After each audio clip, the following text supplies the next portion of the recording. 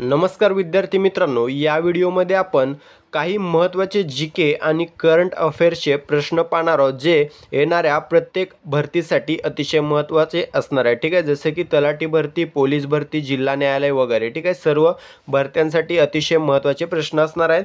चला तर प्रश्नांना सुरुवात करूया. या ठिकाणी प्रश्न पहिला असणार आहे बघा, राष्ट्रीय प्रदूषण निवारण दिवस केव्हा साजरा केला जातो? ठीक आहे, राष्ट्रीय प्रदूषण निवारण दिवस विचारलेला आहे. उत्तर येत असतील तर उत्तर कमेंट करायची आहे. ठीक आहे, तर दरवर्षी राष्ट्रीय प्रदूषण निवारण दिवस भारतामध्ये बघा 2 डिसेंबरला साजरा केला जातो किंवा पाळला जातो. ठीक आहे, 2 डिसेंबर हे आपलं योग्य उत्तर असणार आहे. मित्रांनो, 1984 मध्ये मध्य प्रदेशातील भोपाळ येथे जी वायू दुर्घटना झाली होती, त्यामध्ये प्राण गमावलेल्या लोकांच्या स्मरणार्थ तसंच प्रदूषणाबाबत जनजागृती निमित्त हा दिवस पाळला जातो. कोणता? राष्ट्रीय प्रदूषण निवारण दिन. ठीक आहे, आता या ठिकाणी ऑप्शन ए आहे बघा, 5 जुलै. या दिवशी बघा राष्ट्रीय वर्काहोलिक्स दिन पाळला जातो. ठीक आहे, राष्ट्रीय वर्काहोलिक्स दिन पाळला जातो. त्यानंतर 5 ऑगस्टला कोणता दिवस पाळला जातो? तर आंतरराष्ट्रीय ट्रॅफिक लाईट दिवस पाळला जातो. 1 सप्टेंबरला राष्ट्रीय पोषण दिन पाळला जातो. तसंच जागतिक पत्रलेखन दिन पाळला जातो. ठीक आहे, आपलं मूळ उत्तर असणार आहे बघा, राष्ट्रीय प्रदूषण निवारण दिन 2 डिसेंबर.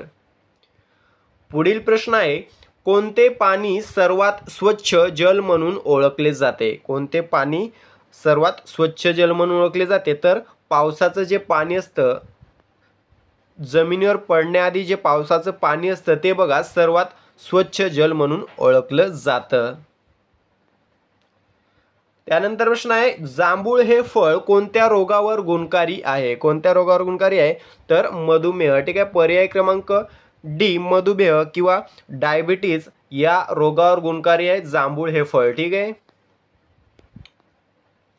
त्यानंतरचा प्रश्न आहे, लाळ ग्रंथीला एकूण किती जोड्या असतात? किती जोड्या असतात?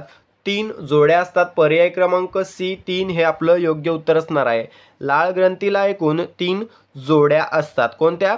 तर पॅरोटिड ग्रंथी, सब मॅन्डिब्युलर ग्रंथी आणि सब लिंग्युअल ग्रंथी असे 3 नाव आहेत या ग्रंथींची.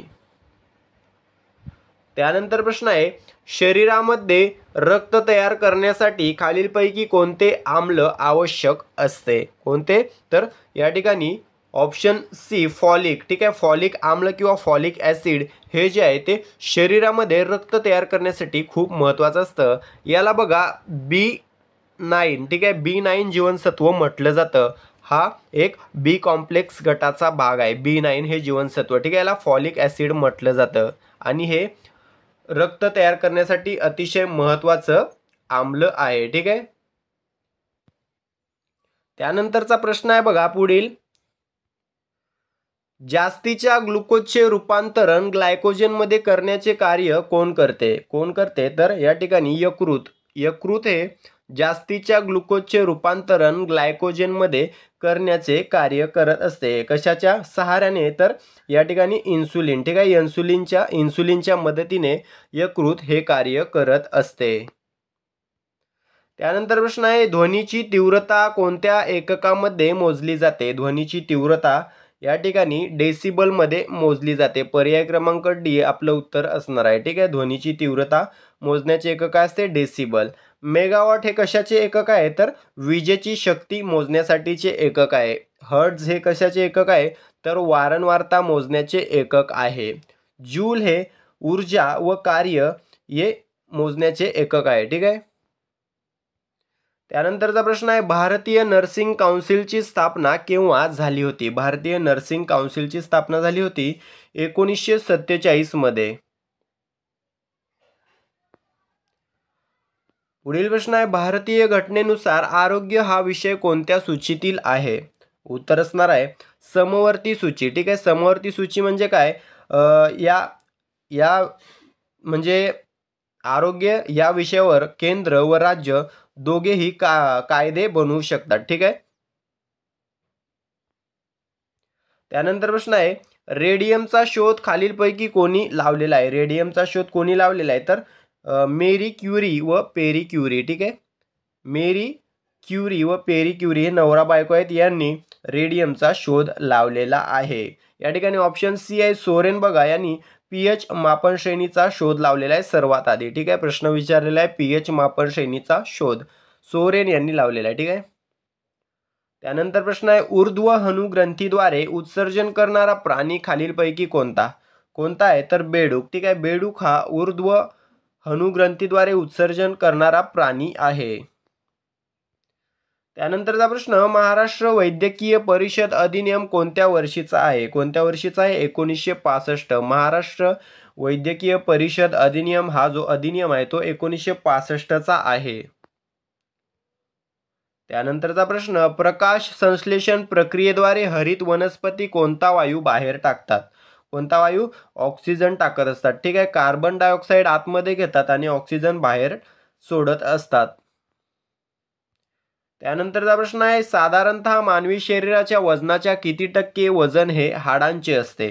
तर साधारणतः 15%. ठीक आहे, काही ठिकाणी 14%चा रेफरन्स असतो. दोन्ही लक्षात ठेवायचे आहेत, 15% किंवा 14%. मोस्टली 14% पण काही ठिकाणी उत्तर आहे. ओके, साधारणतः मानवी शरीराच्या वजनाच्या सुमारे 15% एवढं वजन हाडांचं असतं. त्यानंतर प्रश्न आहे मानवी मेंदूचा अभ्यास कोणत्या शास्त्रामध्ये केला जातो? कोणत्या शास्त्रामध्ये केला जातो?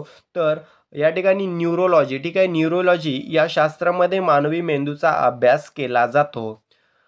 ऑप्शन बी आहे बघा ऑस्टिओलॉजी. याच्यामध्ये कशाचा अभ्यास केला जातो? तर हाडांचा अभ्यास केला जातो. ओडोंटोलॉजीमध्ये दातांचा अभ्यास केला जातो. डर्मेटोलॉजीमध्ये त्वचेचा अभ्यास केला जातो. त्यानंतर प्रश्न आहे एखाद्या बाळाचे पितृत्व कळण्यासाठी खालीलपैकी काय उपयुक्त असते? काय उपयुक्त असते? तर DNA. ठीक आहे, DNA उपयुक्त असतो बाळाचे पितृत्व कळण्यासाठी. DNAचा फुल फॉर्म काय? डीऑक्सिरायबो न्यूक्लिक ॲसिड. ठीक आहे, याचा फुल फॉर्म परीक्षेत विचारलेला आहे DNAचा. ठीक आहे, डीऑक्सिरायबो न्यूक्लिक ॲसिड. RNA आहे बघा ऑप्शनमध्ये, याचा देखील फुल फॉर्म विचारलेला आहे रायबो न्यूक्लिक ॲसिड असा याचा फुल फॉर्म असणार आहे. त्यानंतरचा प्रश्न आहे जन्म मृत्यू नोंद कायद्याने किती दिवसात करणे आवश्यक असते? जन्म मृत्यू नोंद कायद्याने किती दिवसात करणे आवश्यक असते? तर 21 दिवसाच्या आत. ठीक आहे, कायद्याने 21 दिवसाच्या आत जन्म व मृत्यूची नोंद करावी लागते. हा कायदा कधी आला होता? तर बघा जन्म आणि मृत्यू नोंदणी अधिनियम 1969. ठीक आहे, 1969चा हा कायदा आहे जन्म आणि मृत्यू नोंदणी अधिनियम. त्यानंतर प्रश्न आहे खालीलपैकी कोणती संज्ञा कुटुंब नियोजनाशी संबंधित आहे? या ठिकाणी ऑप्शन डी उत्तर असणार आहे. ठीक आहे, या ठिकाणी कोणतीही संज्ञा कुटुंब नियोजनाशी संबंधित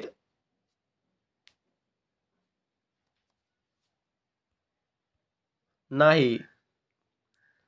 पुढील प्रश्न आहे मानवी पाठीच्या कण्यातील हाडांपैकी मानेत किती हाडे असतात? किती हाडे असतात? तर 7 हाडे असतात. ठीक आहे, आपल्या पाठीच्या कण्यात 33 हाडं असतात एकूण. ठीक आहे, त्यापैकी 7 हाडं मानेमध्ये असतात. त्यानंतरचा प्रश्न आहे तापमानात 1 अंश सेल्सिअसने वाढ झाली तर ध्वनीचा हवेतील वेग किती वाढतो? किती वाढतो? तर बघा 0.6 मीटर प्रति सेकंद. ठीक आहे, 0.6 मीटर प्रति सेकंद एवढी वाढ होते जेव्हा तापमानात 1 अंश सेल्सिअसने वाढ झाली तर ध्वनीच्या हवेतील वेगाची. ठीक आहे, ध्वनीचा हवेतील वेग 0 अंश सेल्सिअसला किती असतो? तर 332 मीटर प्रति सेकंद. ठीक आहे, हा प्रश्न विचारलेला आहे. ठीक आहे, 332 मीटर प्रति सेकंद जेव्हा तापमान 0 अंश सेल्सिअस असेल तेव्हा ध्वनीचा हवेतील वेग असतो 332 मीटर प्रति सेकंद. त्यानंतर प्रश्न आहे नुकतेच भारतीय सैन्याने कोणते बटालियन स्थापन केलेले आहे? कोणते स्थापन केलेले आहे? तर बघा भैरव. ठीक आहे, भैरव. ऑप्शन सी उत्तर असणार आहे. नुकतंच भारतीय सैन्यानं भैरव हे बटालियन स्थापन केलेलं आहे. त्यानंतर प्रश्न आहे भारताच्या 53व्या मुख्य सरन्यायाधीशपदी कोणाची शिफारस करण्यात आलेली आहे? तर सूर्यकांत शर्मा यांची शिफारस करण्यात आलेली आहे. त्यानंतरचा प्रश्न खालीलपैकी कोणत्या क्रिकेटपटूस सर या पदवीने सन्मानित करण्यात आलेले आहे? कोणत्या? तर अँडरसन. ठीक आहे, जेम्स अँडरसन याला सर या पदवीने सन्मानित करण्यात आलेले आहे. आता हा कोणत्या देशाचा खेळाडू आहे मला कमेंट करून सांगा. त्यानंतर प्रश्न आहे एअर क्वालिटी इंडेक्स 2025 नुसार भारतातील स्वच्छ शहर कोणते आहे? कोणते आहे तर पुणे. ठीक आहे, ऑप्शन सी पुणे हे उत्तर असणार आहे. एअर क्वालिटी इंडेक्स 2025 नुसार भारतातील सर्वात स्वच्छ शहर आहे पुणे. त्यानंतर प्रश्न आहे ओडीआय म्हणजेच एक दिवसीय पुरुष रँकिंग 2025 मध्ये कोणता फलंदाज पहिल्या क्रमांकावर आलेला आहे? तर बघा या ठिकाणी भारताचा रोहित शर्मा हा ओडीआय पुरुष रँकिंग 2025 मध्ये पहिल्या क्रमांकावर आहे. पुढील प्रश्न आहे अफगाणिस्तान देशाने कोणत्या नदीवर धरण बांधण्याचे निर्देश दिलेले आहेत? कोणत्या नदीवर तर ऑप्शन सी कुनार नदी. ठीक आहे, या नदीवर अफगाणिस्तानने धरण बांधण्याचे निर्देश दिलेले आहेत. पुढील प्रश्न आहे 2025 ची अपेक्षिकर परिषद खालीलपैकी कोणत्या देशात होणार आहे? कोणत्या देशामध्ये होणार आहे तर दक्षिण कोरिया. ठीक आहे, दक्षिण कोरियामध्ये होणार आहे. त्यानंतरचा प्रश्न मिष्टी उपक्रम कोणत्या मंत्रालयाने सुरू केलेला आहे? मिष्टी उपक्रम हा पर्यावरण, वन आणि हवामान या मंत्रालयाने सुरू केलेला आहे. तर अशा प्रकारे मित्रांनो आपण या व्हिडिओमध्ये 20 जीकेचे आणि या ठिकाणी 8 करंट अफेअर्सचे प्रश्न कव्हर केलेले आहेत, जे येणाऱ्या प्रत्येक भरतीसाठी, ठीक आहे, महाराष्ट्रातील प्रत्येक परीक्षेसाठी अत्यंत उपयुक्त असणार आहेत. व्हिडिओ आवडला असेल व्हिडिओला लाईक करा, चॅनलला सबस्क्राईब करून घ्या. भेटूया पुढील भागामध्ये. तुर्तास थांबतो. धन्यवाद.